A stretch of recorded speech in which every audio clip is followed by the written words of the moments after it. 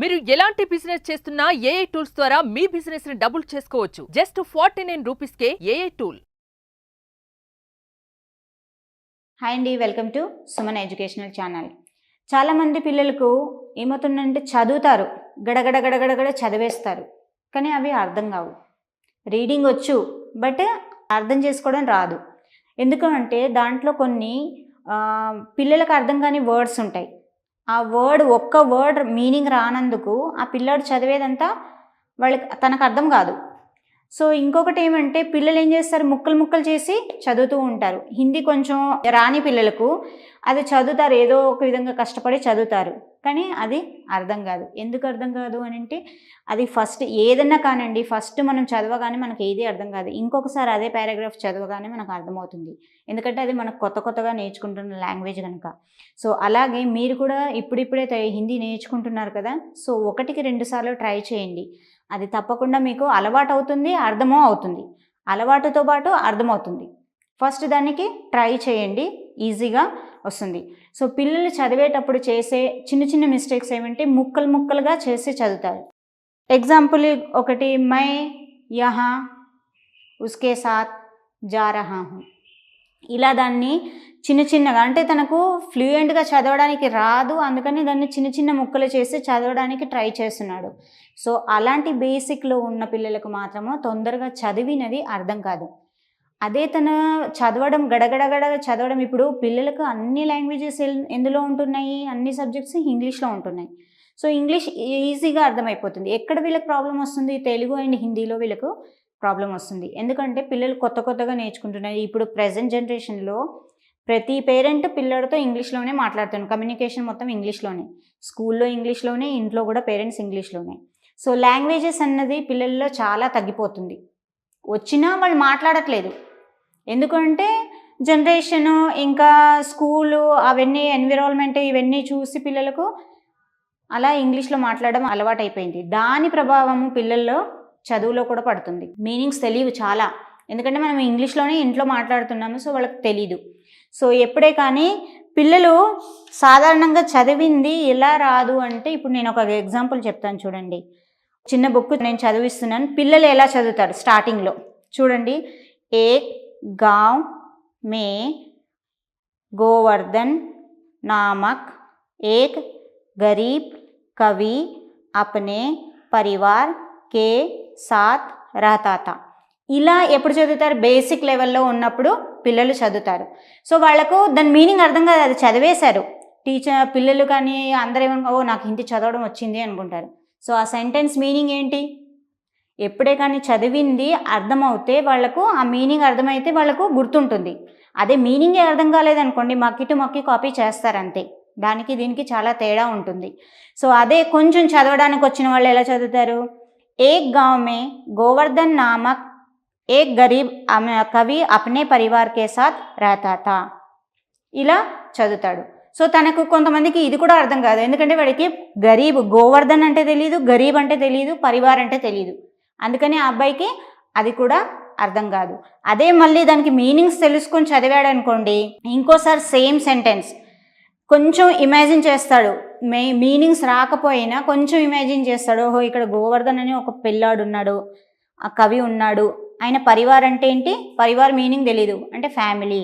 అప్పుడు మళ్ళీ చదువుతాడు, మళ్ళీ చదివినప్పుడు అర్థమవుతుంది. ఎలా, ఏక్ గావ్ మే గోవర్ధన్ నామక్ ఏక్ గరీబ్ కవి అప్నే పరివార్ కే సాత్ రహతా థా, అంటే అప్పుడు తనకు అర్థమవుతుంది. అంటే సెంటెన్స్ ఫ్రేమింగ్, రీడింగ్ అన్నది చాలా ఇంపార్టెంట్. ఒకసారి చదివినప్పుడు అర్థం కానప్పుడు ఇంకోసారి అదే సెంటెన్స్ని చదివామనుకోండి, అందులో మీనింగ్ ఏంటో మనకు అర్థమవుతుంది. సో పిల్లలు చదివే విధానాన్ని బట్టి వాళ్ళకి అర్థమవుతుంది. సో అది కొంచెం పిల్లల్ని రిపీట్ చేయండి. చదివించడము ఒకటేసారి చదివినప్పుడు నాకు రాలేదమ్మా ఇన్నిసార్లు చదివినా అంటారు. చదివిందే మళ్ళీ చదువు నాన్న అని అన్నప్పుడు వాళ్ళకు అర్థమవుతుంది. సో ఇలా మీరు పిల్లల్ని చదివించడానికి ట్రై చేయండి, వాళ్ళకు వస్తుంది, వాళ్ళే అర్థం చేసుకుంటారు. ఏదైనా మీనింగ్ రాలేదనుకోండి, మీరు చెప్పండి, ఆ మీనింగ్ని బట్టి తను దాన్ని అర్థం చేసుకుంటారు. ఇలా మీ పిల్లల్ని రీడింగ్ ప్రాక్టీస్ చేస్తే వాళ్ళు తనంతట తానే ఎవరి హెల్ప్ లేకుండా అర్థం చేసుకొని చదువుకుంటారు. చాలామంది పిల్లలకు ఏమవుతుందంటే చదువుతారు, గడగడ గడగడగడ చదివేస్తారు, కానీ అవి అర్థం కావు. రీడింగ్ వచ్చు, బట్ అర్థం చేసుకోవడం రాదు. ఎందుకంటే దాంట్లో కొన్ని పిల్లలకు అర్థం కాని వర్డ్స్ ఉంటాయి. ఆ ఒక్క వర్డ్ మీనింగ్ రానందుకు ఆ పిల్లాడు చదివేదంతా తనకు అర్థం కాదు. సో ఇంకొకటి ఏమంటే పిల్లలు ఏం చేస్తారు, ముక్కలు చేసి చదువుతూ ఉంటారు. హిందీ కొంచెం రాని పిల్లలకు అది చదువుతారు, ఏదో ఒక విధంగా కష్టపడి చదువుతారు, కానీ అది అర్థం కాదు. ఎందుకు అర్థం కాదు అని అంటే అది ఫస్ట్ ఏదన్నా కానండి, ఫస్ట్ మనం చదవగానే మనకి ఏది అర్థం కాదు, ఇంకొకసారి అదే పారాగ్రాఫ్ చదవగానే మనకు అర్థమవుతుంది. ఎందుకంటే అది మనకు కొత్తగా నేర్చుకుంటున్న లాంగ్వేజ్ కనుక. సో అలాగే మీరు కూడా ఇప్పుడిప్పుడే హిందీ నేర్చుకుంటున్నారు కదా, సో 1-2 సార్లు ట్రై చేయండి. అది తప్పకుండా మీకు అలవాటు అవుతుంది, అర్థమూ అవుతుంది. అలవాటుతో పాటు అర్థమవుతుంది. ఫస్ట్ దానికి ట్రై చేయండి, ఈజీగా వస్తుంది. సో పిల్లలు చదివేటప్పుడు చేసే చిన్న మిస్టేక్స్ ఏమంటే ముక్కలుగా చేసి చదువుతారు. ఎగ్జాంపుల్ ఒకటి, మై యహా ఉస్కే సాత్ జా రహా హూ, ఇలా దాన్ని చిన్నగా అంటే తనకు ఫ్లూయెంట్గా చదవడానికి రాదు, అందుకని దాన్ని చిన్న ముక్కలు చేసి చదవడానికి ట్రై చేస్తున్నాడు. సో అలాంటి బేసిక్లో ఉన్న పిల్లలకు మాత్రము తొందరగా చదివినది అర్థం కాదు. అదే తన చదవడం గడగడ చదవడం, ఇప్పుడు పిల్లలకు అన్ని లాంగ్వేజెస్ ఎందులో ఉంటున్నాయి, అన్ని సబ్జెక్ట్స్ ఇంగ్లీష్లో ఉంటున్నాయి. సో ఇంగ్లీష్ ఈజీగా అర్థమైపోతుంది. ఎక్కడ వీళ్ళకి ప్రాబ్లం వస్తుంది, తెలుగు అండ్ హిందీలో వీళ్ళకు ప్రాబ్లం వస్తుంది. ఎందుకంటే పిల్లలు కొత్తగా నేర్చుకుంటున్నారు. ఇప్పుడు ప్రజెంట్ జనరేషన్లో ప్రతి పేరెంట్ పిల్లలతో ఇంగ్లీష్లోనే మాట్లాడుతున్నారు. కమ్యూనికేషన్ మొత్తం ఇంగ్లీష్లోనే, స్కూల్లో ఇంగ్లీష్లోనే, ఇంట్లో కూడా పేరెంట్స్ ఇంగ్లీష్లోనే. సో లాంగ్వేజెస్ అన్నది పిల్లల్లో చాలా తగ్గిపోతుంది. వచ్చినా వాళ్ళు మాట్లాడట్లేదు. ఎందుకంటే జనరేషను ఇంకా స్కూలు అవన్నీ ఎన్విరాన్మెంట్ ఇవన్నీ చూసి పిల్లలకు అలా ఇంగ్లీష్లో మాట్లాడడం అలవాటైపోయింది. దాని ప్రభావము పిల్లల్లో చదువులో కూడా పడుతుంది. మీనింగ్స్ తెలియవు చాలా, ఎందుకంటే మనం ఇంగ్లీష్లోనే ఇంట్లో మాట్లాడుతున్నాము, సో వాళ్ళకి తెలీదు. సో ఎప్పుడే కానీ పిల్లలు సాధారణంగా చదివింది ఎలా రాదు అంటే, ఇప్పుడు నేను ఒక ఎగ్జాంపుల్ చెప్తాను చూడండి. చిన్న బుక్ నేను చదివిస్తున్నాను, పిల్లలు ఎలా చదువుతారు స్టార్టింగ్లో చూడండి.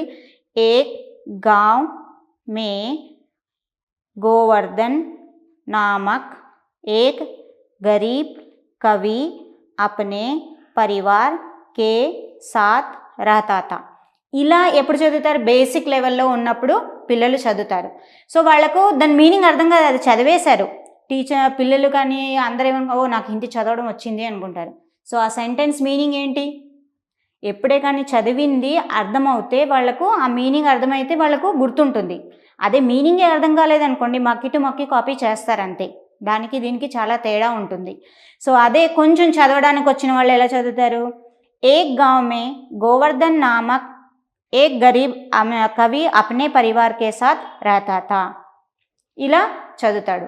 సో తనకు కొంతమందికి ఇది కూడా అర్థం కాదు, ఎందుకంటే వాడికి గరీబ్ గోవర్ధన్ అంటే తెలియదు, గరీబ్ అంటే తెలియదు, పరివార్ అంటే తెలియదు. అందుకని ఆ అబ్బాయికి అది కూడా అర్థం కాదు. అదే మళ్ళీ దానికి మీనింగ్స్ తెలుసుకొని చదివాడు అనుకోండి, ఇంకోసారి సేమ్ సెంటెన్స్ కొంచెం ఇమాజిన్ చేస్తాడు. మీనింగ్స్ రాకపోయినా కొంచెం ఇమాజిన్ చేస్తాడు. ఓహో ఇక్కడ గోవర్ధన్ అని ఒక పిల్లాడు ఉన్నాడు, ఆ కవి ఉన్నాడు, ఆయన పరివార్ అంటే ఏంటి, పరివార్ మీనింగ్ తెలీదు, అంటే ఫ్యామిలీ. అప్పుడు మళ్ళీ చదువుతాడు, మళ్ళీ చదివినప్పుడు అర్థమవుతుంది. ఎలా, ఏక్ గావ్ మే గోవర్ధన్ నామక్ ఏక్ గరీబ్ కవి అప్నే పరివార్ కే సాత్ రహతా థా, అంటే అప్పుడు తనకు అర్థమవుతుంది. అంటే సెంటెన్స్ ఫ్రేమింగ్, రీడింగ్ అన్నది చాలా ఇంపార్టెంట్. ఒకసారి చదివినప్పుడు అర్థం కానప్పుడు ఇంకోసారి అదే సెంటెన్స్ని చదివామనుకోండి, అందులో మీనింగ్ ఏంటో మనకు అర్థమవుతుంది. సో పిల్లలు చదివే విధానాన్ని బట్టి వాళ్ళకి అర్థమవుతుంది. సో అది కొంచెం పిల్లల్ని రిపీట్ చేయండి. చదివించడము ఒకటేసారి చదివినప్పుడు నాకు రాలేదమ్మా ఇన్నిసార్లు చదివినా అంటారు. చదివిందే మళ్ళీ చదువు నాన్న అని అన్నప్పుడు వాళ్ళకు అర్థమవుతుంది. సో ఇలా మీరు పిల్లల్ని చదివించడానికి ట్రై చేయండి, వాళ్ళకు వస్తుంది, వాళ్ళే అర్థం చేసుకుంటారు.